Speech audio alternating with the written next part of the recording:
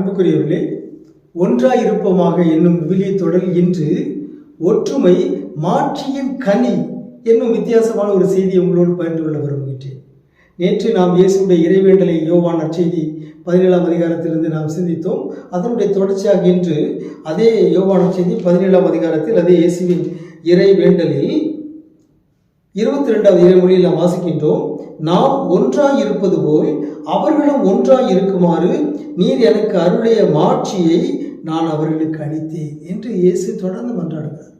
ஆகவே தந்தையும் இயேசு ஒன்றாக இருப்பது போல இயேசுவின் சீடர்கள் ஒன்றாக இருக்க வேண்டும் என்று இயேசு மன்றாடுகிறார்.